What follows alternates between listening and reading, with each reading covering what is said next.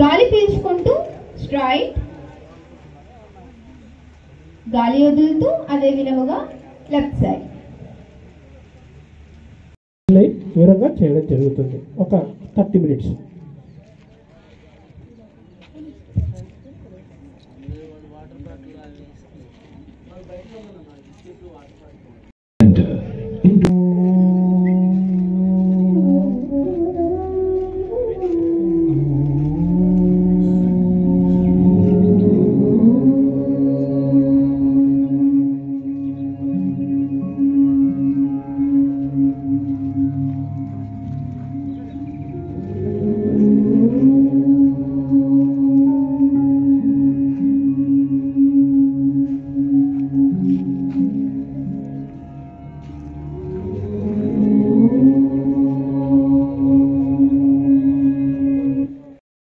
గాలి వదులుతూ ఒకే విధంగా వేదికపై వాటితో పాటు చేయడానికి ట్రై చేయండి. ఇంకొకసారి మెల్లగా చేతులను పైకి ఎత్తడానికి ట్రై చేయండి. Okay, just arrange your body for doing rotation. మెల్లగా మీ చేతులను ముందు వైపు నుంచి పైకి ఎత్తండి. Rotate your hands. Elbow rotation. మెల్లగా మీ అరచేతులను భుజములపై పెట్టి గుండ్రంగా తిప్పడానికి ట్రై చేయండి, కింద నుంచి పైకి. ఫస్ట్ కింద వైపు, నెక్స్ట్ వెనుక వైపుకి. ఇప్పుడు రివర్స్. మాక్సిమం మీ ఎల్బోస్ రెండు టచ్ చేయడానికి ట్రై చేయండి, అలానే వెనుక వైపుకి.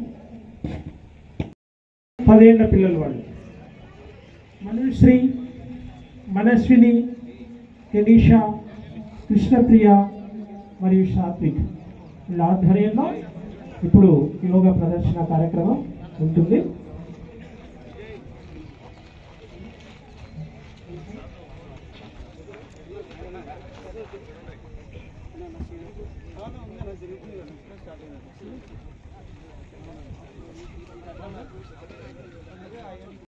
ఇరవై తారీఖున యోగా దినోత్సవాన్ని ఇంత ఘనంగా నిర్వహించుకుంటున్నామంటే దీన్ని ఎంతటికి కారణం మన గౌరవనీయులైన భారత ప్రధానమైనటువంటి నరేంద్ర మోడీ గారి యొక్క కృషి.